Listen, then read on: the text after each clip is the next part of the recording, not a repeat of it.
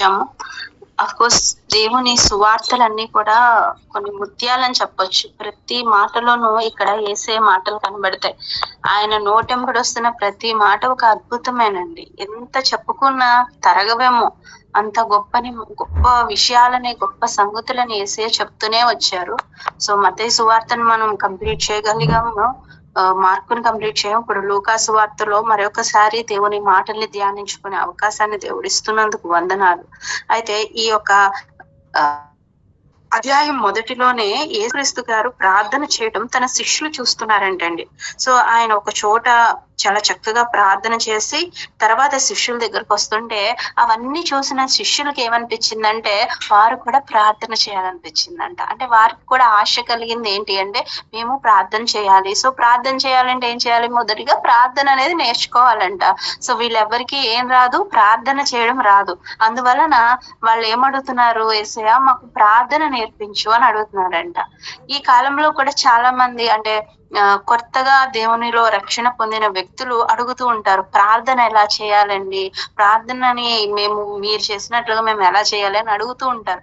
వారందరి ప్రశ్నకి ఒక సమాధానం యేసయ్య చెప్తున్నారు. ప్రార్థనకి ఒక క్రమం ఉంది, ఆ క్రమాన్ని తన శిష్యులకి దేవుడు తెలియజేస్తున్నారు. సో ప్రార్థన క్రమాన్ని చూసే ముందు ఇక్కడ శిష్యుల ఆసక్తి ఎలా ఉందండి? ప్రార్థన చేయాలన్న ఆసక్తి ఉంది. అంటే ఈ లోకంలో మనం కూడా చాలా పనులు చేస్తూ ఉంటాము. అయితే ఎప్పుడైతే దేవుని పని చేస్తున్నప్పుడు మనకి కూడా ఏం కలగాలి? దేవుని పని చేయాలన్న ఆశ కలగాలి. మన చుట్టూ ఎన్నో పనులు చేస్తూ ఉంటారు. అందుకే మన చూపుని ఎప్పుడు ఏం చేయాలి? చాలా జాగ్రత్తగా పెట్టుకోవాలి. ఎవరైనా చెడు చూసినప్పుడు మనం కూడా ఎలా ప్రేరేపింపబడతాం? అదే చెడు చేయాలని ప్రేరేపింపబడతామంట. అదే మంచి చూస్తే మంచి చేయాలని ప్రేరేపింపబడతాం. అందువలన మన చూపులు ఎప్పుడు కూడా ఎలా ఉండాలి? చాలా సూటిగాను కరెక్ట్ గాను ఉండాలి. చెడ్డ వాటిని చూడడానికి మన చూపులను ఎప్పుడు కూడా త్రిప్పుకోకూడదు. మనం సరైన విధానంలో మన చూపులు పెట్టుకున్నప్పుడు మనకి కూడా ఎలాంటి ఆసక్తి ఉంటుంది అంటే దేవుని పని చేయాలన్న ఆసక్తి, ప్రార్థన చేయాలన్న ఆసక్తి, దేవునిలో ఎదగాలన్న ఆసక్తి ఉంటుందని మనం జ్ఞాపకం చేసుకోవాలి. ఇక్కడ యేసుక్రీస్తు గారు తన శిష్యులు అడిగిన దానికి వెంటనే చక్కని సమాధానం చెప్తూ ప్రార్థన క్రమాన్ని చెప్పారండి. వేరే సువార్తల్లో ఇంకా అంటే బాగా కనిపిస్తుంది పరలోక ప్రార్థన. మనందరము కూడా చాలా చక్కగా చేస్తాము, మనందరికీ కంటతైన ప్రార్థన. సో ఈ ప్రార్థనలో మొదటిగా తెలియజేస్తుంది ఏంటి అంటే దేవుణ్ణి మహిమపరచాలి. అందువలనే తండ్రి నీ నామం పరిశుద్ధపరచబడును గాక అనే మాటతో ఈ ప్రార్థన మొదలవుతుంది.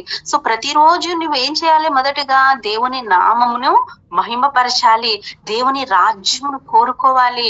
ఈ లోక రాజ్యములు ఎప్పటికన్నా నశించేవే, కానీ మనం దేనికోసం ఎదురు చూడాలంట? దేవుని రాజ్యం కొరకు ఎదురు చూడాలి. ఇది మొదటిగా మనం చేయాల్సిన విషయం. ఆ తరువాత ఏం చేయాలి అంటే మన అనుదిన ఆహారం కొరకు, అంటే కేవలం భోజనం కోసమే కాదు, మన శరీరానికి సంబంధించిన ప్రతి అవసరం కొరకు తరువాత అడగాలి. అంతేగాని మనం ప్రార్థన స్టార్టింగే నాకు అది లేదు, నాకు ఇది లేదు, ఇది ఇచ్చేయండి అది ఇచ్చేయండి అని మనం అడగకూడదంట. మొదటిగా దేవుని స్తుతించాలి, ఆ తర్వాత మన అవసరతలు దేవుని పాదాల దగ్గర పెట్టాలి. మూడవదిగా మనం ఇక్కడ చూస్తే మనం మొదటిగా చేయాల్సిన పని ఏంటంటే మన ప్రక్క వారిని క్షమించాలంటండి. పక్క వారిని క్షమించి ఆ తర్వాత మన క్షమాపణ, అంటే మనం చేసిన తప్పులకి దేవుని దగ్గర క్షమాపణ అడగాలి. ఇక్కడ అదే విషయాన్ని చాలా స్పష్టంగా దేవుడు చెప్తున్నాడు. మేము మా కచ్చి ఉన్న ప్రతి వారిని క్షమించుచున్నాము.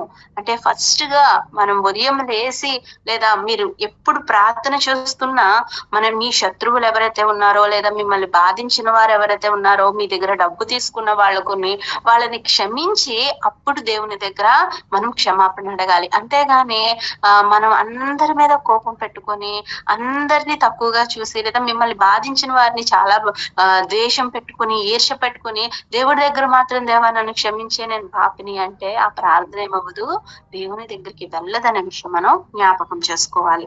ఇంకను ఆయన చెప్తున్నారు శోధనలో నుండి తేకుము అనే మాట ఇక్కడ మనకి కనబడుతుంది. నిజానికి శోధనలోనికి వెళ్తున్నాము అంటే అది దేవుడిస్తున్న శోధన అంటారా? కానే కాదు, అది తప్పక సాతానిస్తుంది.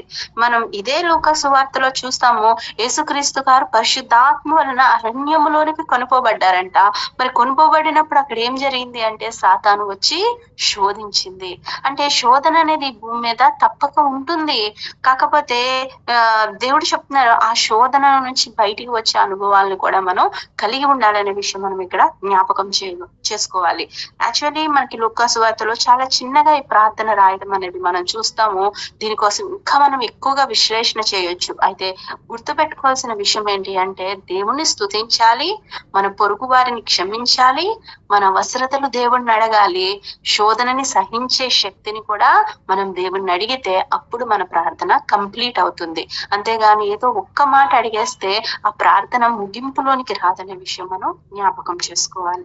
ఇక తర్వాత 5 నుంచి 13 వచనాలు గనక మనం చూసినట్లయితేనండి ఈ ప్రార్థన విధానము అంటే సో దేవుడు ప్రార్థన చేయడం ఎలాగా అని ప్రార్థనని చెప్పి ఆ తర్వాత ఏ విధంగా ప్రార్థన చేయాలి, ఇంకా ఏ విషయాలు చెప్పాలి అనే విషయాన్ని కూడా తెలియజేస్తున్నారు.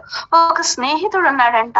అతను తన వేరే స్నేహితుని దగ్గరికి వెళ్ళి తలుపు కొట్టి అర్ధరాత్రి సమయంలో సో నాకు ఒక ఫ్రెండ్ వచ్చాడు, ఆయన చాలా దూరం నుండి వచ్చాడు, నాకు ఒక 3 రొట్టెలు కావాలి, కాబట్టి ఈ అర్ధరాత్రిన లేచి నాకు ఆ 3 రొట్టెలు ఇవ్వు, అతనికి నేను పెట్టాలి అని అడిగాడంటండి.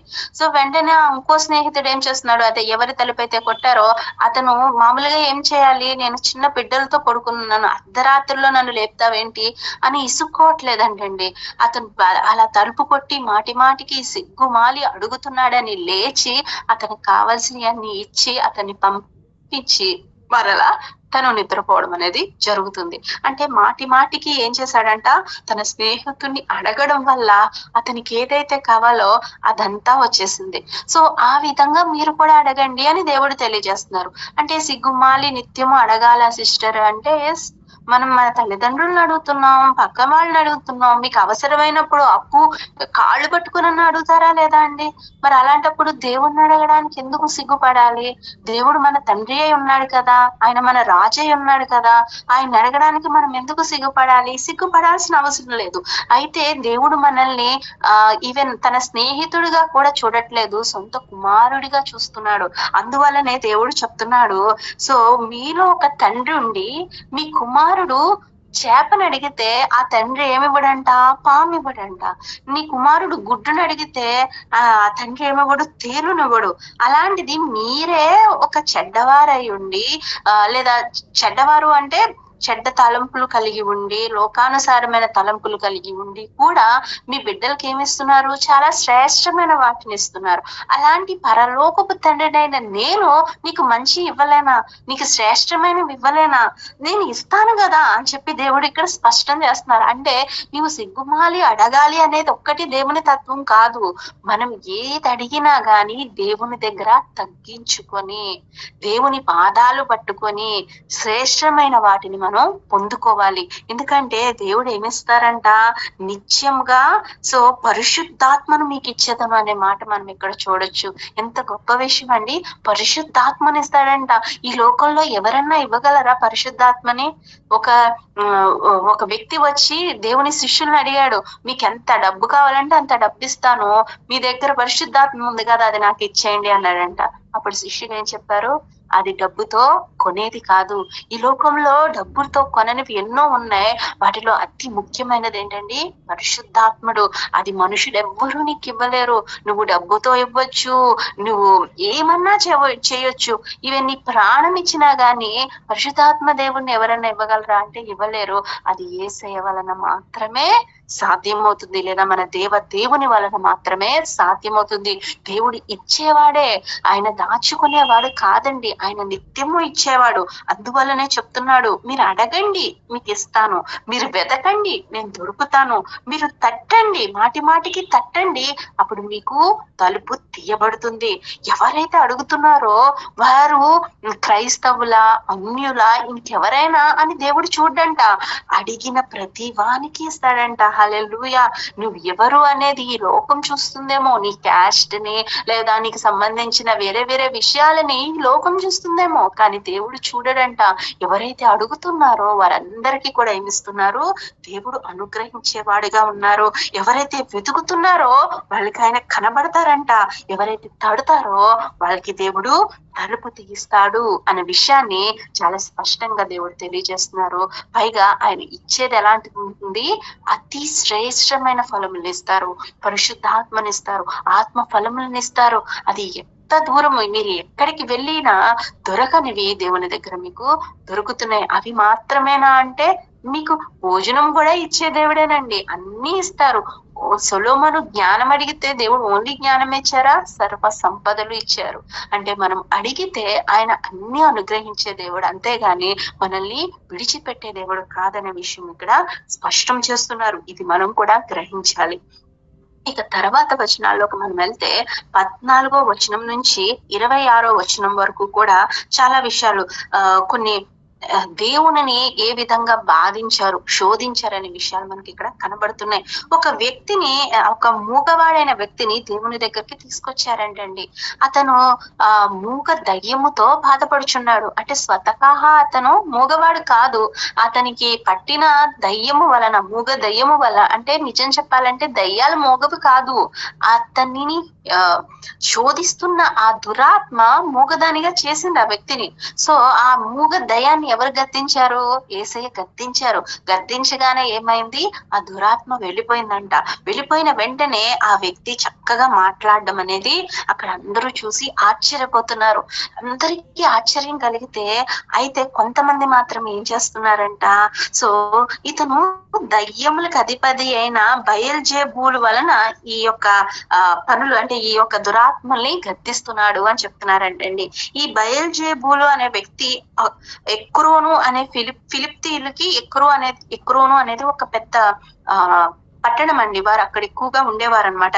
ఈ ఫిలిప్తీయులందరూ కూడా ఆ ఎక్రోను పట్టణంలో ఎవరిని ఆరాధించేవారు అంటే ఈ బయల్జెబూలు అనే దేవతని ఆరాధించేవారు. సో ఈ దేవత చేసే వరకు ఏంటంటే ఈ దయ్యములన్నిటినీ వాళ్ళ అండర్లో పెట్టుకుంటది అనమాట. అది వాళ్ళు నమ్మే విధానం. అంటే ఇక్కడ ఇశ్రాయేలీలై ఉండి ఎవరి దేవతల పేర్లు చెప్తున్నారు? అన్యుల దేవతలు, ఫిలిప్తీయుల దేవతల పేర్లు వీళ్ళు చెప్తున్నారు. పైగా వాళ్ళని ఏమంటున్నారు? ఆ దేవతను అనుసరించి ఇతను చేస్తున్నాడు అని యేసయ్యనే నిందించడం అనేది ఇక్కడ చూడొచ్చు. సో ఇక్కడ ఈ విషయాన్ని బట్టి మనం ఏం అర్థం చేసుకుంటున్నాం? వీళ్ళు ఎవరిని చూసారు? ఫిలిప్తీయుల్ని చూసారు. కాబట్టి వీరి ఆలోచనలు ఎక్కడ ఆగిపోయినాయి? వారి చుట్టూ ఆగిపోయినాయి, వారి పద్ధతుల దగ్గర ఆగిపోయినాయి, వారి దేవతల దగ్గర ఆగిపోయినాయి. నిజానికి వీళ్ళు ఎవరిని చూడాలి అంటే వారి కళ్ళ ముందున్న దేవుణ్ణి చూడాలి, దేవుని కార్యాలు చూడాలి, ఆ యొక్క మందిరాన్ని చూడాలి, దేవుని శక్తిని కనుగొనాలి. అవన్నీ విడిచిపెట్టి ఎక్కడో ఉన్న ఫిలిప్తీయుల దేవతల వైపు వీళ్ళు మాట్లాడుతున్నారు. సో ఇలా మాట్లాడిన తర్వాత మరి ఇది కొంతమంది అంటండి, కొంతమంది గ్రూప్ ఈ విధంగా మాట్లాడుతున్నారు. మరి రిమైనింగ్ ఎలా ఉన్నారు అంటే వాళ్ళు ఏమంటున్నారంట? సో దేవుణ్ణి ఏ విధంగా శోధిద్దామన్న ఆలోచన నుంచి, సో ఒక దయ్యాన్ని వెలగొట్టేసావు కదా, నువ్వు గొప్పవాడివి కదా, పరలోక రాజ్యం నుంచి మాకు సూచక్రియ చూపించు అని అడుగుతున్నారంటండి. అంటే వీళ్ళు గ్రూప్ ఎలా ఉంది అంటే దేవుణ్ణి అపహాస్యం చేయాలి, లేదా ఏదో కొత్త కొత్త సూచక్రియలు చేసి ఒక మెజిషియన్ లా చూడాలి అన్నట్లుగా వారు దేవుణ్ణి శోధించడం అనేది మనం ఇక్కడ చూడొచ్చు అనమాట. సో వీళ్ళందరి ఆలోచనలో అంటే ఆశ్చర్యపడే వాళ్ళ గుంపు ఆశ్చర్యపడి అక్కడే ఆగిపోయింది. కానీ రిమైనింగ్ వాళ్ళు ఏం చేస్తున్నారు అంటే ఒక గుంపేమో దేవుణ్ణి దయ్యాలకు అధిపతిని చేసేస్తున్నాయి, ఇంకో గుంపు ఏం చేస్తుంది అంటే దేవుని యొక్క దైవత్వముని ఒక విధంగా సూచన అపహాస్యము చేసే విధంగా ఉంది. ఈ విధానమైన పద్ధతిలో ఆ రెండు గుంపులు దేవుని ముందుంటే వారి ఆలోచనలన్నీ తెలిసిన దేవుడు, ఆ సర్వోన్నతుడైన దేవుడు వారితో చెప్తున్న మాటలు ఏంటంటే, ఏ ప్లేస్ లో అది ఫిలిప్తీలు అవ్వచ్చు, మరొకరు అవ్వచ్చు, ఎక్కడైనా సరేనంటండి, వాటంతట వాటే వ్యతిరేకంగా ఒక రాజ్యము ఓ దేశం నుంచి విడిపోయినా, ఒక ఏదైనా సరే మనం ఒక్కసారి ఇక్కడ చదువుతాం. 17వ వచనంలో ఉంటుందండి. సో తనకు తానే వ్యతిరేకంగా వేరుపడిన ప్రతి రాజ్యము పాడైపోవును, తనకు తానే విరోధమైన ఇల్లు కూలిపోను. ఇక్కడ రెండు విషయాలు దేవుడు స్పష్టం చేస్తున్నారు. రాజ్యము తనకు తాను వీడైపోయినా, ఒక ఇల్లులోని వ్యక్తులు వారంతట వారు విడిపోయినా వారు ఏమైపోతారు? కూలిపోతారు. అంటే మనం అర్థం చేసుకోవాలి, ఒక చెట్టు నుంచి ఒక కొమ్మ తనకు తానే పడిపోతుందా అంటే మామూలుగా అయితే పడదండి. కానీ ఈ కాలంలో ఎలా జరుగుతుంది అంటే తనంతట తానే విడిపోయే వ్యక్తులు చాలా ఎక్కువగా ఉన్నారు. దేవుని రాజ్యం కట్టబడాలని దేవుని కోసం ఎంతో మంది సువార్థికులు దేవుని సన్నిధానంలో సువార్త చేస్తుంటే వారి కన్న బిడ్డలు ఏం చేస్తారో తెలుసా? ఈ మా నాన్న ఎప్పుడు ఇంతే, మా అమ్మ ఎప్పుడు ఇంతే, ఇలా ప్రార్థన చేసుకుంటూ ఉంటారు, మాకెందుకు ఈ బాధ అని లోకానుసారంగా తిరుగుతూ ఉంటారు. అంటే ఇదంతా ఎందుకు చెప్తున్నాను అంటే వాటంతట వాటే వారి యొక్క సొంత ఇష్టంతో ఎవరైతే దేవుని నుంచి దూరం అయిపోతారో, దేవుని వాక్కుల నుంచి దూరం అయిపోతారో వాళ్ళ గతి ఎలా ఉంటుంది అంటే కూలిపోవడము, వారు తిరిగి లేవడం అనేది కష్టము. సో అదే విషయాన్ని దేవుడు స్పష్టంగా తెలియచేస్తూ, సో సాతాను కూడా ఏం చేసిందంట, ఒకానొక సమయంలో దేవుని యొద్ద ఉంది ఈ సాతాను, దేవుని దూతగా ఉంది, కానీ అది ఏం చేసింది, దానంతట అదే దేవుని నుంచి దూరం అయిపోయింది. ఈ లోక రాజ్యం అంతా నాదే అని చెప్పుకొని తిరుగుతుంది సాతాను. సో తనంతట తానే విడిపోయిన ఈ సాతాను తప్పక ఏమవుతుంది, కూలిపోబోతుంది. ఈ రోజు దాని కార్యాలు చాలా మంది చూడొచ్చు, ఈ మూగ దయ్యంగా చూడొచ్చు, మరో విధంగా వీరందరి హృదయంలో ఆ సాతాను చాలా చెడ్డ విషయాలని నాటి వాళ్ళని ప్రేరేపిస్తుంది. కానీ దేవునికి తెలుసు అది తప్పక ఒక రోజు కూలిపోతుంది. అదే విషయాన్ని ఇక్కడ మనుషులకి చెప్తున్నాడు, ఈవెన్ సాతానికి కూడా దేవుడు ఇక్కడ స్పష్టంగా తెలియజేస్తున్నాడు. తనంతట తాను వ్యతిరేకంగా వేరుపడినది ఏదైనా సరే తప్పక కూలిపోబోతుంది. సో అంతేకాక మరో విషయాన్ని చెప్తున్నాడు. నార్మల్ గా దయ్యముల రాజు అయ్యుండి ఒక దయ్యాన్ని వెళ్ళగొట్టడం, పక్కకు పెట్టడం, దయ్యాన్ని బంధించడం లాంటివి చేస్తాడా? చెయ్యడు కదా. సో ఒకసారి దయ్యాన్ని వెళ్ళగొట్టలేదు కదా. మరి నేను బయల్జెబూల వలన వెళ్ళగొడుతున్నానని మీరు ఎలా అనుకుంటున్నారు? ఈ పని ఎవరు చేస్తున్నారు? మీ కుమారులు చేస్తున్నారు అని చెప్తున్నారు దేవుడు. మీ కుమారులు అంటే మనం ఇక్కడ అర్థం చేసుకోవాలి, ఇక్కడ దేవుని బిడ్డలుగా ఉండి కూడా అక్కడ కొంతమంది ఏం చేస్తున్నారంట, దేవుని నామం పేరట కాకుండా దయ్యాన్ని వెళ్ళగొడుతున్నామని చెప్తున్నారంట. అది ఒక వ్యాపారంగా జరుగుతుంది. ఈ వ్యాపారం ఎలా ఉంటది అంటే, ఒక వ్యక్తినంట ఒక దయ్యం విడగొడితే, అంటే వాళ్ళు ఏదో ఒకటి చేసి ఆ దయ్యాన్ని పంపించేస్తానంట, ఆ అపవిత్రాత్మ అనేది నీరును వెతుక్కుంటూ తిరుగుతుందంటండి. ఎప్పుడైతే నీరును వెతుకుతుందో అక్కడ నీరు దొరకదంట. మళ్ళీ అది విశ్రాంతి కోరుకుంటూ మళ్ళీ ఏ వ్యక్తినైతే విడిచిపెట్టి వెళ్ళిందో అదే వ్యక్తి దగ్గరకు వస్తుందంట. అయితే అతని హృదయాన్ని మొదటిగా ఈ అపవిత్రాత్మ చూస్తుంది. అతని హృదయం అంటే అతని హృదయంలో దయ్యానికి కాపురం ఉండే విధంగా ఈ ఊచి అమర్చిన హృదయం కనబడుతుందంట వాళ్ళకి. సో అలా కనబడగానే ఇది ఒక్కతే వస్తుందా అంటే కాదంట, ఈ అపవిత్రాత్మతో కలిసి మరో 7 అపవిత్రాత్మలు తీసుకొచ్చి అతని హృదయంలో నివాసం ఉంటుందంట. అందువలన ఈ మనుష్యుని స్థితి మొదట ఏ విధంగా ఉందో ఆఖరికి ఆ స్థితి ఇంకా చెడ్డదగును అనే విషయాన్ని దేవుడు ఇక్కడ స్పష్టంగా తెలియజేస్తున్నారు. అంటే లోకానుసారంగా ఏదో ఆత్మలు విడగొట్టే వాళ్ళ దగ్గరకో భూతాల వైద్యుల దగ్గరకో వెళ్తే వచ్చే గతి ఏంటి, ఇదే జరుగుతుంది. మీకు ఆ నిమిషం ఏదో అయిపోయింది, క్లియర్ అయిపోయింది అని మీకు కనిపించవచ్చు, కానీ మరి 7 దురాత్మలతో అపవిత్రాత్మ మళ్ళీ వెనక్కి వస్తుంది. ఈ పనులు ఎవరు చేస్తారు? ఈ దురాత్మలతో ఉండే వాళ్ళు మాత్రమే చేస్తారు. అందువలన ఇలాంటి గతి వస్తుంది. కానీ దేవుడు ఏ విధంగా చేశారంట, యేసయ్య దేవుని వ్రేలితో అపవిత్రాత్మల్ని దూరపరిచారంట. సో ఆయన అపవిత్రాత్మల్ని దూరపరిస్తే అతని హృదయంలోకి, ఆ వ్యక్తి హృదయంలోకి ఎవరు ఉంటున్నారంట? అప్పుడు యేసయ్య ఉంటున్నారు. ఆ హృదయం ఖాళీగా ఊడ్చి అమర్చి ఉండదు, ఆ హృదయం యేసయ్యతో నింపబడి ఉంటుంది. ఎప్పుడైతే యేసయ్య ఆ యొక్క శరీరంలో నివాసం ఉంటారో, ఆ ఇంటిలో నివాసం ఉంటారో, మరి ఖాళీగా లేని ప్లేస్ లోకే కదండి దురాత్మ వస్తుంది. ఖాళీగా ఉన్న ప్లేస్ లోకే దురాత్మ వస్తుంది. ఖాళీగా లేకపోతే ఆ దురాత్మ రాగలదా? అందులోనూ యేసయ్య హృదయంలో ఉంటే దురాత్మ రాగలదా? రాలేదు కదా. ఇక్కడ దేవుడు అదే విషయాన్ని స్పష్టం చేస్తున్నారు. నీ హృదయం ఖాళీగా ఉందంటే నీ హృదయంలోకి ఏమొస్తాయి? దురాత్మలు వస్తాయి. నువ్వు ఖాళీగా ఉంచుకున్నంత సేపు ఒకటి కాదంట, ఒకటి వెళ్ళి ఇంకో 7ని తీసుకొచ్చి అన్ని దురాత్మల సమూహము వచ్చి తిష్ట వేస్తాయి. అయితే నీ హృదయాన్ని ఎవరికి అప్పగించాలి?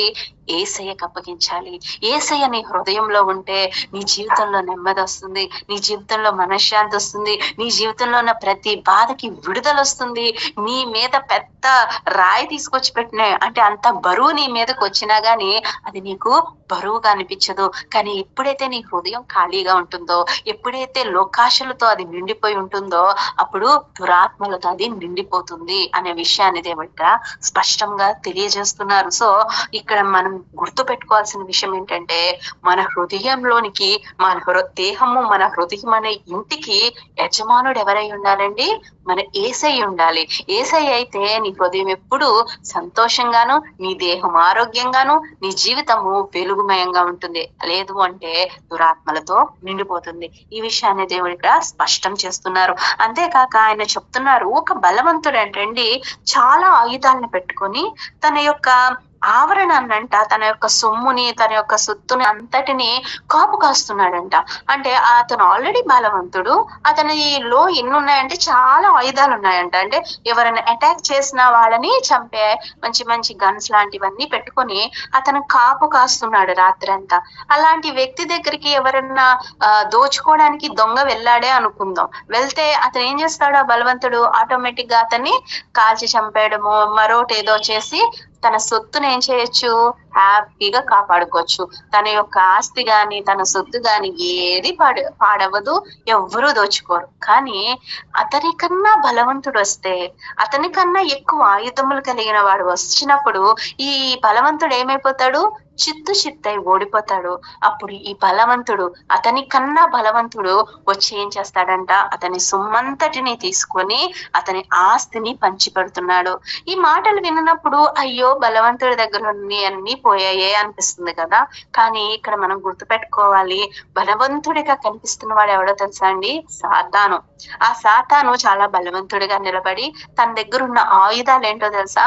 నిరాశ, నిస్పృహ, అనారోగ్యాలు, ప్రతి మనిషిలోని ఇది పెట్టి ఈ లోకమంతా నాదే అని చెప్పి, నా దగ్గర బోల్ ఆయుధాలు ఉన్నాయని చెప్పి ఈ సాతాను బలవంతుడిగా మనందరి జీవితంలో తిష్ట వేసుకొని మనల్ని అందరినీ దేవునికి దగ్గరగా వెళ్ళకుండా కాచేసి ఆపేస్తున్నాడంట. అయితే నిజమైన బలవంతుడైన మన సర్వోన్నతుడైన యేసయ్య ఒక రోజు రాబోతున్నారు, సర్వాధికారిగా రాబోతున్నారు. ఆయన వచ్చినప్పుడు ఈ సాతాను ఆటలు ఏమీ కూడా సాగవు, అతని దగ్గర ఉన్న ఆయుధాలు ఏమీ కూడా ఉపయోగపడవు. దేవుడు తప్పక అతన్ని చిత్తుగా ఓడించబోతున్నాడు. ఆయన ఆస్తిని పంచిపెడుతున్నాడు అంటే మనందరికీ కూడా ఏమిస్తున్నాడు? రక్షణని పంచిపెడుతున్నాడు. ఆల్రెడీ దేవుని రాజ్యము వచ్చి ఉన్నది అనే విషయాన్ని ఇక్కడ దేవుడు స్పష్టం చేస్తున్నారు. అంటే యేసయ్య మనందరికి ఆల్రెడీ ఏమిచ్చారంట? రక్షణ ఇచ్చేశారు. ఇప్పుడు మన ముందు సాతాను లేడు, అతని యొక్క తల చితగా గొట్టబడి ఉంది.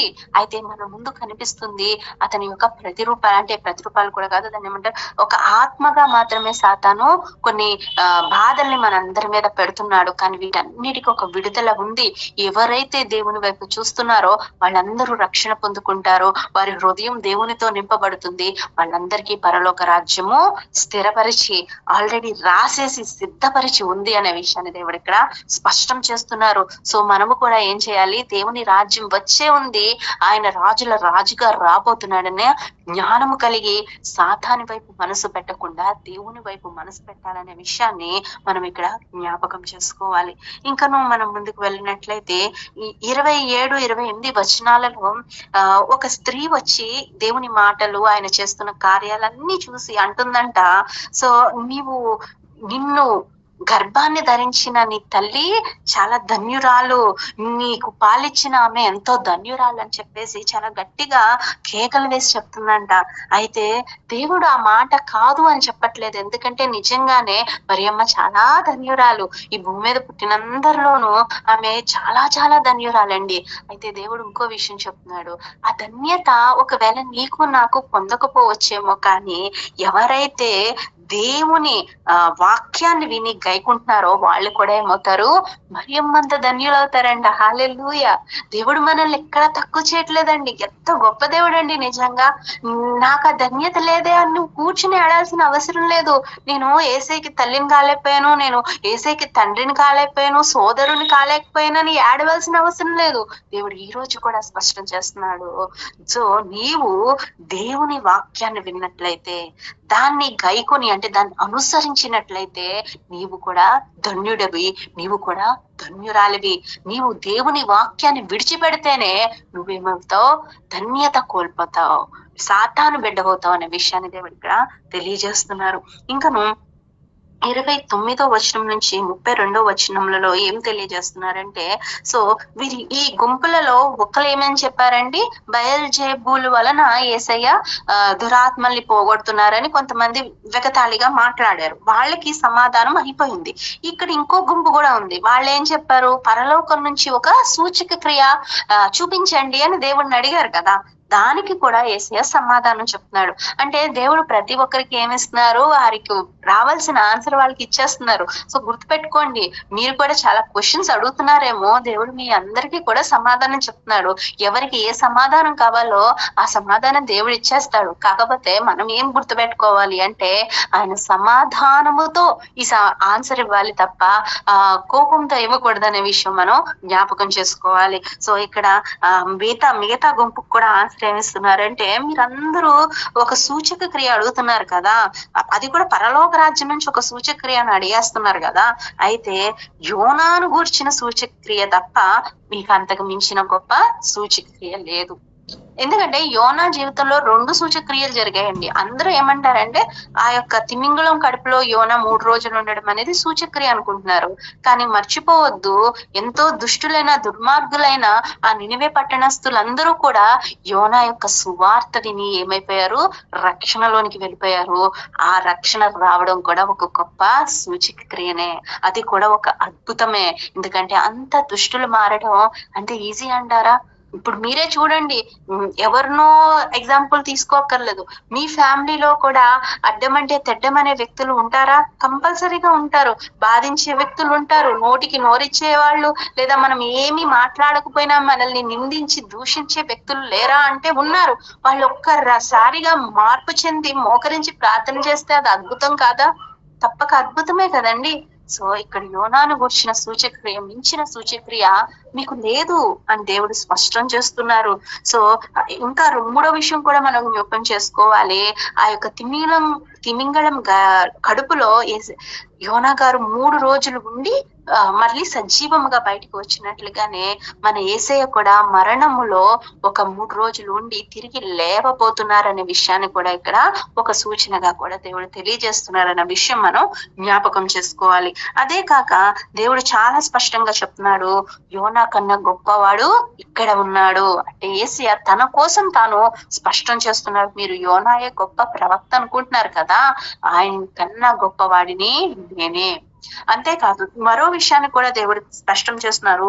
సొలొమోను యుద్ధకి ఒక రాణి వచ్చింది, దక్షిణ దేశపు రాణి వచ్చిందంట. ఆమె కూడా సొలొమోను చూసి ఆశ్చర్యపడిపోయిందంట, ఆయన జ్ఞానం చూసి ఆశ్చర్యపడిపోయింది. కానీ దేవుడు చాలా స్పష్టం చేస్తున్నాడు, సొలొమోను కన్నా జ్ఞానవంతుడిని నేనే. సో దేవుడు చాలా స్పష్టంతో అంటే ఏం చెప్తున్నారు అంటే, నీవు ప్రవక్తలలో గొప్పవాడిని చూస్తున్నావేమో, అందరికన్నా గొప్పవాడిని నేనే. లేదా జ్ఞానవంతులలో గొప్పవాడిని చూస్తున్నావేమో, అందరికన్నా జ్ఞానవంతుడు నేనే. నేను చెప్పిన మాటను ముందు మీరు వినండి. ఏదో గొప్ప విషయాల కోసం మీరు ఆలోచన చేయొద్దు, ఎవరి దగ్గర నుండో సూచక్రియల కోసం ఆలోచన చేయొద్దు. నేను చెప్పిన వాక్యాన్ని ముందు మీరు వినండి, ఇంత శ్రేష్టమైన మాటల్ని మీరు అర్థం చేసుకోండి అని ఆ ప్రజలకు చెప్తున్నారు. ఒకవేళ అలా అర్థం చేసుకోలేకపోతే దేవుడు ఇంకా మరో విషయాన్ని ఏం చెప్తున్నారు అంటే, ఈ యొక్క దక్షిణ దేశపు రాణి మిమ్మల్ని విమర్శిస్తుంది. నీ కుమారులు ఏ దయ్యాల్ని వెళ్ళగొడుతున్నారో అలాంటి వాళ్ళు వచ్చి నీకు తీర్పరులుగా నిలబడతారు. ఈ యొక్క యోనా రక్షించిన నినవే పట్టణస్థులు నీకు తీర్పరులుగా అంటే వారి కన్నా నీ గతి ఎలా ఉంటుంది, తక్కువైపోతుంది అని అక్కడున్న ప్రజలకి దేవుడు తెలియజేస్తున్నారనమాట. సో ఇంకా విషయాలను ఆయన చెప్తూ 33వ వచనం నుంచి 36వ వచనం వరకు కూడా వెలుగును గురించిన వాక్యాలు దేవుడు ఇక్కడ చెప్పడం మనం చూడొచ్చు. సో మనకి కూడా చాలా సార్లు మనం వినే ఉంటాము, ఒక దీపాన్ని వెలిగించి తీసుకొచ్చి మంచం కింద గాని కొంచెం కింద గాని పెడితే అది ఇల్లంతా వెలుగునిస్తుందా? ఇవ్వనే ఇవ్వదు. కానీ అది దీపపీఠము మీద గనుక పెడితే అది రూమ్ అంతా కూడా చాలా చక్కగా వెలుగునిస్తుంది. అదే విధంగా నీలో నుండి వెలుగు చీకటి అవ్వకుండా చూసుకోండి. అంటే మీ ముందుకి ఏమొచ్చింది? వెలుగు వచ్చింది. దేవుడు యేసయ్య అనే ఒక వెలుగు వాళ్ళందరి ముందు ఉంది. కానీ వీళ్ళు ఏం చేయలేకపోతున్నారు? ఆ వెలుగుని చూడలేకపోతున్నారు. సో అందువల్లనే దేవుడు చెప్తున్నారు, మీకున్న వెలుగుని కాపాడుకోండి.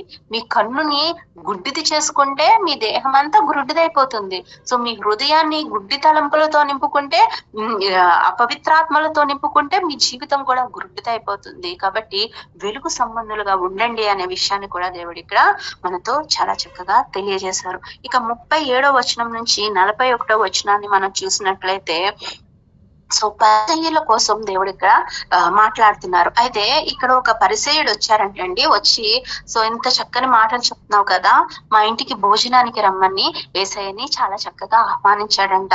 నిజానికి ఆ పరిసయ్యుడు ఎలాంటి వాడు అంటే, పైన చాలా మంచిగా, అంటే చూస్తున్న వాళ్ళందరి ముందు మంచితనం నటిస్తున్నాడు. యేసయ్యని భోజనానికి పిలిచి తను చాలా విధేయుడు అన్నట్లుగాను, చాలా మంచివాడు అన్నట్లుగాను అందరి ముందు కనిపిస్తున్నాడు. కనిపిస్తే దేవుడు ఏం చేయలేదు, అతని యొక్క ఆహ్వానాన్ని రిజెక్ట్ చేయలేదు. నేను రానని దేవుడు చెప్పలేదు, వెళ్ళాడు. కానీ అతనికి ఒక లెసన్ ఇవ్వాలి, అంటే అతనికి బుద్ధి చెప్పాలి. మరి ఎలా బుద్ధి చెప్పాలి అంటే మాటల ద్వారా కాదు, కొన్ని చేష్టల ద్వారా చెప్పాలని చెప్పి యేసయ్య స్నానం చేయకుండా ఆ భోజనానికి కూర్చున్నారంట. స్నానం చేయకుండా కూర్చునేసరికి ఆ పరిసయ్యుడు ఆ విషయాన్ని గమనించి ఆశ్చర్యంగా చూస్తున్నాడంటే యేసయ్య వంక. ఏంటి, స్నానం చేయకుండా భోజనానికి కూర్చున్నావా? పైగా ఇంత గొప్ప ధర్మశాస్త్రం గురించి కానీ మంచి విషయాలు చెప్తున్న బోధకుడే అన్నట్టుగా చూస్తుంటే, అప్పుడు యేసయ్య చెప్తున్నారంటండి, సో మీరు పరిసరులైన మీరందరూ ఏం చేస్తున్నారో తెలుసా? గిన్నెను కడుగుతారు, పళ్ళాలను కడుగుతారు, కానీ దానిలోని మీ హృదయంలోని అంతరంగాన్ని ఏం చేయట్లేదు, దోపుడుతోనూ చెడుతోనూ నింపేస్తున్నారంట. సో ఒక గిన్నె బయట కడిగి లోపల చెత్తగా వదిలేస్తే ఎలా ఉంటుందో, మీరు బయట అందంగా కనిపిస్తూ లోపలంతా దోపుడుతోనూ లేదా చెడ్డవాటితోనూ నిండిపోతే మీ బతి కూడా అదే విధంగా ఉంటుంది అని ఆ పరిసయ్యుడికి తెలియజేస్తున్నారు. సో వెలుగుపలే భాగము కాదు, లోపలి భాగము అంటే ధర్మశాస్త్రమును, ధర్మమును, శుద్ధిని కలిగి ఉండడం చాలా ముఖ్యమైన విషయం అని చెప్తున్నారు. అయితే ఈ విషయాలని చదివిన వాళ్ళలో కొంతమందికి వచ్చే ఒక డౌట్ ఏంటంటే, అంటే యేసయ్య స్నానం చేయకుండా కూర్చున్నారు, ధర్మశాస్త్రాన్ని ఆయన పాటించలేదు అని కొంతమంది విమర్శిస్తారండి. ఈ వాక్యం చదివిన వాళ్ళు చాలా మంది విమర్శించే ఒక మాట ఏంటంటే, యేసయ్య స్నానం చేయలేదు అంటే అది లెసన్ చెప్పడం కోసమైనా సరే ఆయన తప్పు చేశాడు కదా, ధర్మశాస్త్రాన్ని పాటించలేదు కదా అని అనుకుంటారు. కానీ నిజం అది కాదు. మనం మార్కు సువార్త 7వ అధ్యాయాన్ని కనుక మీరు చదివినట్లయితే, నేను పూర్తిగా చదవనండి, వర్సెస్ అయితే మీకు చెప్తున్నాను. సో మార్కు సువార్త 7వ అధ్యాయంలో చాలా స్పష్టంగా చెప్తారు.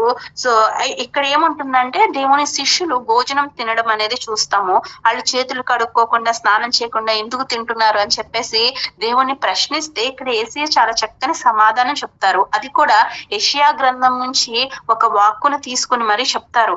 అంటే ఇవన్నీ కూడా మోషే ధర్మశాస్త్రంలో లేదంట. ఇదంతా ఎవరు చేశారు అంటే కేవలం మనుషుల పారంపర్యాచార్యం. ఇది దేవుడు ఇచ్చింది కాదు, మనుషులు ఇచ్చిన ఆచారాలు, మనుషులు కల్పించిన పారంపర్యాచారాలు.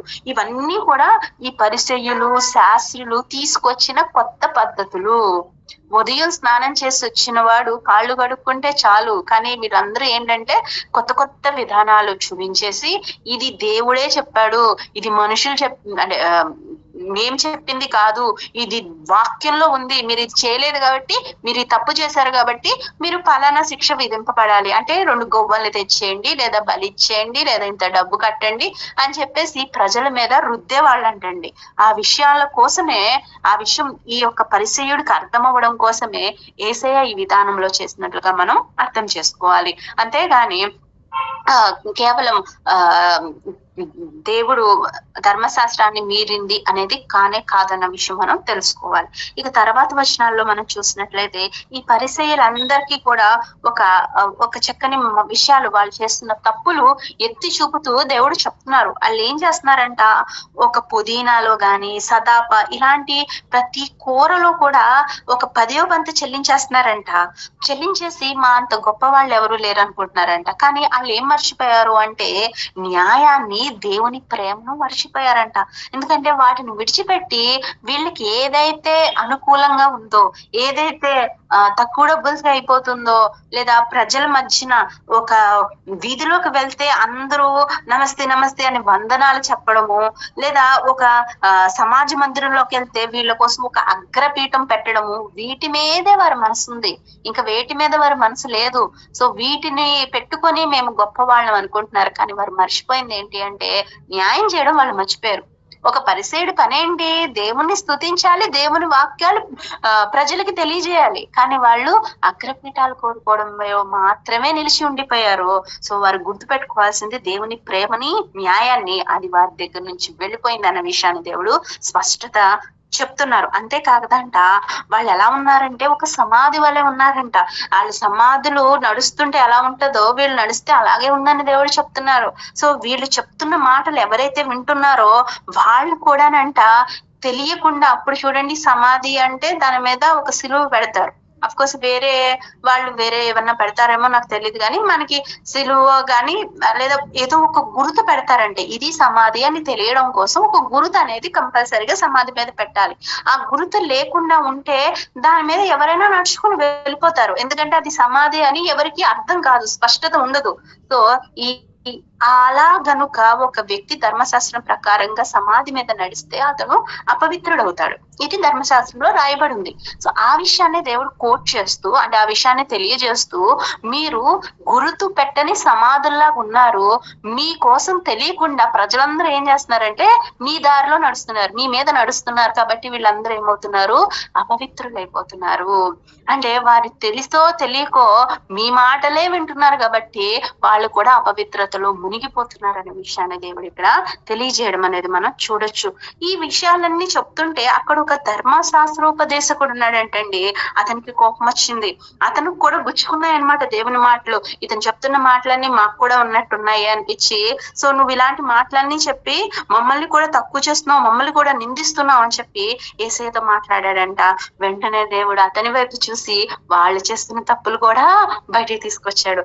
ఏంటి అంటే, సో అయ్యో ధర్మశాస్త్రోపదేశకులారా అని దేవుడు మొదలు పెట్టి సఖ్యము కాని బరువులు, అంటే ఇంకా ఒక మనిషి చెయ్యలేడు అనే అడ్డమైన ప్రతి ఆచారాలని పెట్టేసి, దేవుడు చెప్పని ప్రతి దాన్ని వాళ్ళ మీద రుద్దేసి వాళ్ళని ఏం చేస్తున్నారు అంటే వీళ్ళేమో ఏం చేస్తారంట, కనీసం వాళ్ళ ఏళ్ళతో కూడా దాన్ని ముట్టుకోరంట. కానీ వీళ్ళు మోయలేనంత బరువుల్ని మాత్రం ప్రజల మీద పెట్టేస్తున్నారంట. సో అంతేకాదు, ఈ ధర్మశాస్త్రోపదేశకులు మేము గొప్ప వాళ్ళమని చెప్తున్నారు కదా, వీళ్ళ యొక్క ఫోర్ ఫాదర్స్ అంటే పూర్వీకుల్ని గనక మనం చూస్తే, సో వాళ్ళందరూ కూడా దేవుణ్ణి వ్యతిరేకించిన వాళ్ళవై ఉన్నారు. ఎందుకంటే ఇక్కడ మనం చాలా స్పష్టంగా తెలుసుకోవాల్సిన విషయం ఏంటంటే, ఎవరైతే ధర్మశాస్త్రోపదేశకులు అంటున్నారో వాళ్ళు ఏం చేస్తున్నారంట, ప్రవక్తల యొక్క సమాధులు కట్టేస్తారంట. చాలా అందంగా కట్టేసి, చూసారా మేము ప్రవక్తని మర్చిపోకుండా ఆయన సమాధి కట్టాము, ఇప్పటికీ ఆ సమాధిని మేము చాలా మంచిగా చూస్తున్నాం, వాళ్ళందరికీ మేము గౌరవం ఇస్తున్నాం అని చెప్తున్నారంట. కానీ వీళ్ళు ఎవరు అంటే, వీళ్ళ యొక్క ఫోర్ ఫాదర్స్ అంటే వీళ్ళ యొక్క పూర్వీకులు చేసిన పని ఏంటి అంటే, హేబేలు గారిని, అదే విధంగా జకరియా గారిని చంపేసిన వాళ్ళు. హేబేలు గారు అంటే మనందరికీ తెలుసు కదండి, కయ్యను హేబేలు అంటాము. హేబేలు గారి రక్తము అక్కడ చిందింపబడింది. అంటే ఈ యొక్క సంతానం ఎవరు, కొంతమంది కయ్యను సంతానం కూడా అక్కడ ఉన్నట్లుగా మనం చూడొచ్చు. ఇంకా జకరియా గారు, ఇక జకరియా గారు అంటే 2వ దినవృత్తాంతములు గ్రంథము 24వ అధ్యాయము 20 నుంచి 25 వచనాలు గనక మీరు చూస్తే మనకి చాలా స్పష్టంగా తెలియజేస్తారండి. ఇక్కడ యెహోయోదా అనే వ్యక్తి యొక్క కుమారుడిగా మనకి జకరియా రాజు యొక్క కుమారుడు రాజ్యం చేస్తూ ఉంటారు. సో అలాంటి టైంలో ప్రజలందరూ కూడా చాలా చెడ్డ దారిలో ప్రవక్తల మాటలు వినకుండా చాలా చెడుగా వాళ్ళు జీవిస్తున్నప్పుడు జకర్యా గారి మీదకి, అక్కడ యెహోయూదా కుమారుడైన జకర్యా గారు అన్నమాట, ఆయన మీదికి దేవుని ఆత్మ వచ్చి ఆయన చాలా బలంగా దేవుని సువార్త వెదజల్లుతుంటేనంటండి అక్కడున్న వాళ్ళు ఏం చేశారో తెలుసా? నేను ఒక్క వచనం మాత్రమే చదువుతున్నాను. 2వ దినవృత్తాంతముల గ్రంథము 24వ అధ్యాయము 21వ వచనాన్ని నేను చదువుతున్నానండి. అందుకు వారు అతని మీద కుట్ర చేసి రాజు మాటలను బట్టి యెహోవా మందిరపు ఆవరణము లోపల రాళ్లు రువ్వి అతని చావగొట్టిరి. ఎంత ఘోరం అండి! దేవుని యొక్క ఆత్మ కలిగి అతను మంచి విషయాలని వాళ్ళకి బోధిస్తుంటే దేవుని ఆవరణంలోనే రాజు చెప్పాడని చెప్పి రాళ్లు రవ్వి చావగొట్టారంట. ఎవరో తెలుసా? బయట వాళ్ళు ఎవరో కాదు, వాళ్లే ఈ ధర్మశాస్త్రోపదేశకులే చంపేశారు. ఆ యొక్క రక్తము ఆ యొక్క ఆవరణము చుట్టూ పడుంది. వారందరి రక్తము యొక్క అపరాధం వీరి మీద లేదా అని యేసయ్య అడుగుతున్నాడు.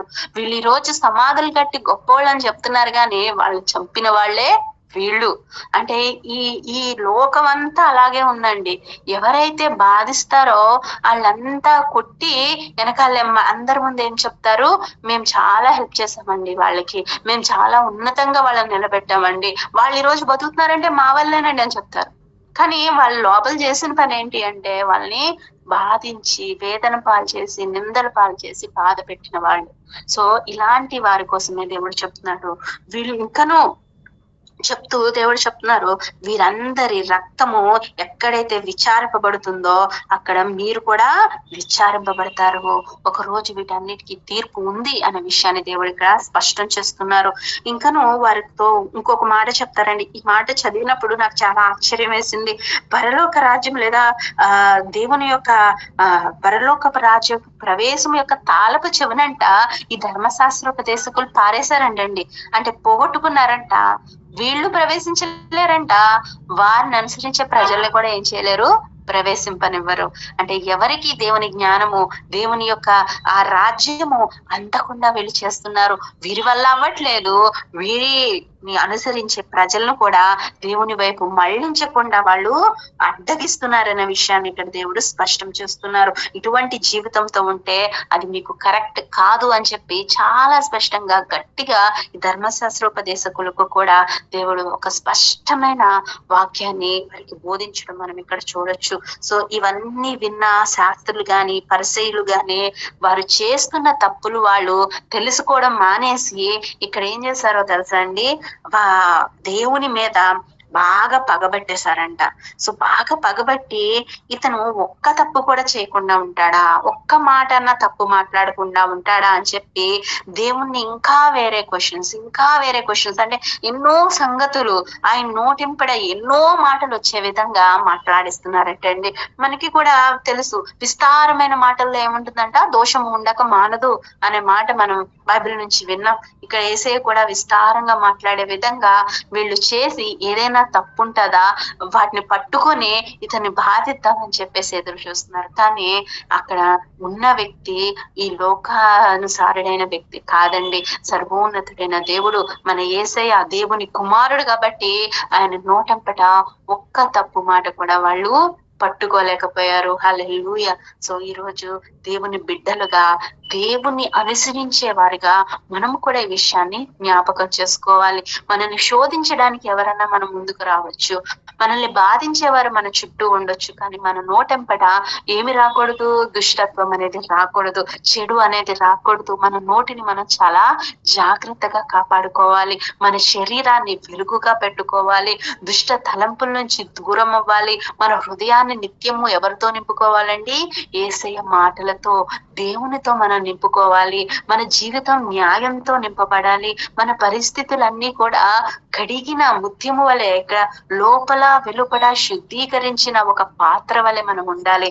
అంతేకాక మనం ఎప్పుడు కూడా ఏం చేయాలంట, దేవుని వాక్యాన్ని విని దాన్ని గైకొనే వారిగా మనం ఉండాలి. అంతేకాదు మనకి ఏదైనా అవసరం ఉన్నప్పుడు దేవుణ్ణి అడిగి పొందుకోవాలి. అంతేగాని దేవుణ్ణి అడగకుండా వ్యసన పడుతూ బాధపడుతూ దేవుణ్ణి నిందిస్తూ మనం ఉండేవారిగా ఉండకూడదు. ఈ విషయాలన్నిటినీ కూడా మనం ఈ యొక్క 11వ అధ్యాయంలో చూసి ఉన్నాము. సో ఇంకా మొట్టమొదటి ఏంటి అంటే మనం ప్రార్థనకి ఆసక్తులుగా ఉండాలి. మనం ప్రార్థిస్తూ ఉన్నప్పుడు, దేవుని వాక్యాన్ని వింటూ ఉన్నప్పుడు ఆటోమేటిక్ గా మన దేహము, మన చూపు అన్ని వెలుగుమయంగా ఉంటాయి. ఈ శాస్త్రుల వలె, పరిసయ్యుల వలె డంబమైన జీవితం కాదు, కానీ తగ్గింపు జీవితము, దేవుని అనుసరించే జీవితము, దేవుని మాట ప్రకారంగా నడిచే జీవితము మనకు పొందుకుంటామనే విషయం మనం జ్ఞాపకం చేసుకోవాలి. అఫ్ కోర్స్ యేసయ్య అప్పగింపబడ్డానికి సిద్ధపడి ఈ భూమి మీదకి వచ్చారు కాబట్టి ఆ ధర్మశాస్త్రులు, ఉపదేశకులు అవ్వచ్చు, పరిసయ్యులు అవ్వచ్చు, శాస్త్ర అవ్వచ్చు, వాళ్ళు ఎంతో ప్రయత్నాలు చేసినా వారెవ్వరి వలన దేవుడు ఆ సమయాన్ని వారికి ఇవ్వలేదు. ఆయన సమయం వచ్చినప్పుడు మాత్రమే తనంతటి తానే యేసయ్య అప్పగింపబడ్డారు. అంతేగాని వారు ఉన్నారు కదా అని చెప్పేసి వారిని తిట్టడము, దూషించడము చేయలేదు. వారు చేసిన పనులు మాత్రమే వారికి చెప్పారు. సో మనం కూడా మన నోటిని, మన హృదయాన్ని చాలా జాగ్రత్తగా అనుసరించుకుంటూ ఎవరితో ఎంత మాట్లాడాలో అంతే మాట్లాడాలండి. అంతకు మించి వారితో గొడవలు పడడము, తర్కములు అని చెప్తాం కదా, అలాంటి తర్కములు అనేవి మనం చేయకుండా ఉండడం అనేది మనకి చాలా మంచిదనే విషయం కూడా మనం అర్థం చేసుకోవాలి. ఇటు స్థితిలో దేవుడు మనల్ని అందరినీ ఉంచాలని, మనందరము వెలుగు సంబంధులుగా ఉండాలని కోరుకుంటూ దేవుడి వాక్యమును మన వినికిడిలో దీవించును గాక. ఆమె ప్రార్థన చేసుకుందామండి.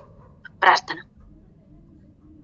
పరిశుద్ధుడకు, అద్వితీయుడకు, గొప్ప దేవుడు అయిన దేవ, నిన్ను స్తుతించి ఆరాధించే కృపను మాకు అనుగ్రహించావు. నీకు స్తోత్రములు తండ్రి.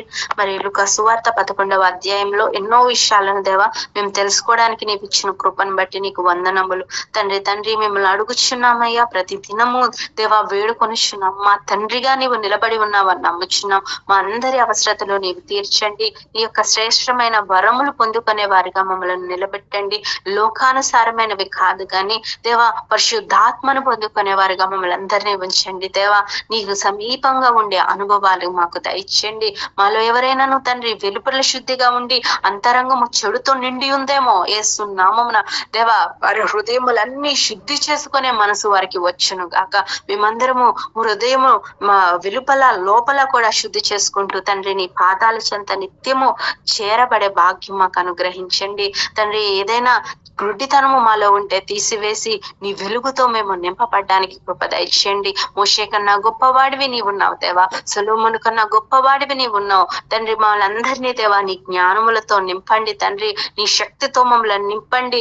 నీ వైపే చూస్తూ జీవించే కృపను మాకు దయచేయండి. దుష్ట తలంపులు, దురాత్మ ఆలోచనలు మాలో ఉంటే తీసివేయమని వేడుకొంచున్నాం. మా హృదయాలు ఎవరి హృదయము ఖాళీగా ఉండనివ్వద్దు దేవా. నీ వాక్యంతో అది నింపబడి దేవా మరియమ్మ వలె మేము కూడా ధన్యులవ్వడానికి కృపని దయచేయమని వేడుకొంచున్నాను. శాస్త్రుల వలె, పరిసయ్యుల వల్లే దేవా డంబమైన మాటల వైపు, మోయలేని బరువుల వైపు కాదు కానీ దేవా నీ వైపు చూస్తూ, నీ పాదాల వైపు తండ్రి చూస్తూ జీవించే కృపని మాకు అనుగ్రహించమని వేడుకుంటున్నాను దేవా. మా యొక్క చిన్న గ్రూప్ ని ప్రత్యేకంగా తాకండి. ట్రెజర్ గ్రూప్ సభ్యులందరినీ పేరు పేరు చొప్పున దీవించండి. అనారోగ్యంగా ఉన్న వారికి ఆరోగ్యం ప్రసాదించండి. అప్పుల బాధలో మునుగుతున్న వారికి విడుదల దయచేయండి దేవా. ఎవరైతే ఎగ్జామ్స్ రాస్తున్నారో ఆ బిడ్డలందరికీ జ్ఞానముతో నింపి, ఇంటర్ నెక్స్ట్ 10th ఎగ్జామ్స్ రాస్తున్న వారు దేవా సొలొమోన్ కి నీవు ఇచ్చిన జ్ఞానము వల్లే వారు కూడా ఆ ఎగ్జామ్స్ కి తగిన జ్ఞానము సంపాదించి వారు దేవా మంచి మార్క్స్ ని దేవా వాళ్ళు గైడ్ చేయడానికి, చక్కగా ఎగ్జామ్ రాయడానికి వారికి జ్ఞానం ఇవ్వమని వేడుకొంచున్నాను. ఉద్యోగాల కోసం ఎదురు చూస్తున్న వారికి చక్కని ఉద్యోగములు దయచేయండి. వ్యాపారములలో వృద్ధిని నీవు అనుగ్రహించండి దేవా. వారి యొక్క ఉద్యోగంలో ఉన్న స్థితి కోరుకుంటున్న వాళ్ళని దేవా నీవే తండ్రి చక్కగా వారిని నిలబెట్టమని వేడుకుంటున్నాను దేవా. ఒక హయ్యర్ పోస్ట్ లోకి ప్రతి ఒక్కరిని నీవు తరలించమని వేడుకొంచున్నానయ్యా.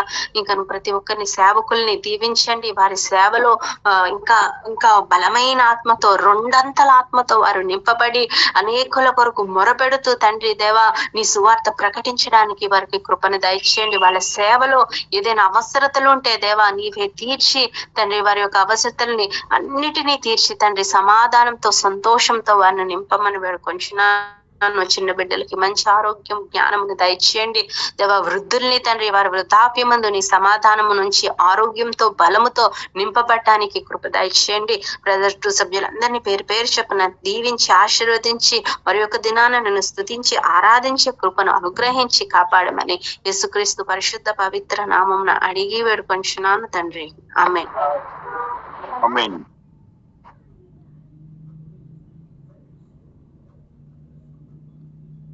అంటే ఇంకా నాకు ఇష్టము, నువ్వే నన్ను గౌరవం చేసుకున్నావు. బ్రదర్ ఆశీర్వాదం ఇస్తారు డాక్టర్ గారు.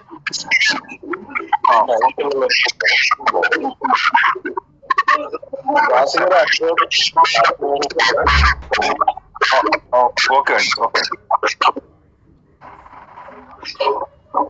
మన తండ్రి అయిన దేవుని కృపయు